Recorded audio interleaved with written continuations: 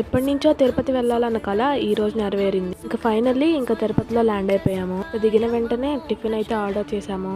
ఇక్కడ టిఫిన్ చేసేసి దర్శనం టికెట్స్ కోసం లైన్ లో నిలబడ్డాము. మేమైతే 9:30కి వెళ్ళాము. దర్శనం టికెట్స్ వచ్చేసి 1:30కి ఇచ్చారు. అక్కడున్న చాలా మంది 8కే వచ్చి నుంచున్నారు లైన్ లో. నాకైతే మార్నింగ్ 3 o'clock దర్శనం టికెట్స్ దొరికాయి.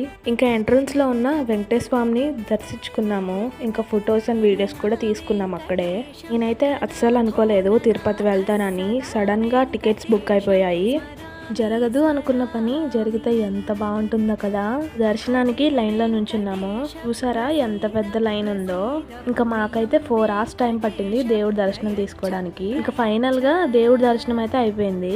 ఇంకా హైడ్రేట్ అయిపోయామని కొబ్బరి బొండం తీసుకున్నాము. ఇంకా కొబ్బరి బొండం తాగేసాక ఇంకా ఆకలేస్తుందని ఒక రెస్టారెంట్ కి వెళ్ళాము. నాన్ విత్ పన్నీర్ కర్రీ అయితే ఆర్డర్ చేసాము. టమ్మీ ఫుల్ గా తినేసాము. రెస్టారెంట్ యొక్క అంబియన్స్ మాత్రం అదిరిపోయింది.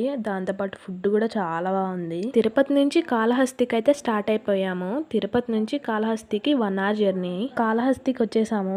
ఇక్కడైతే చాలా త్వరగా అయిపోయింది దర్శనం మాకు. ఈ వీడియో కనుక మీకు నచ్చినట్లయితే లైక్ చేయండి, కమెంట్ చేయండి అండ్ ఫాలో ఫర్ మోర్.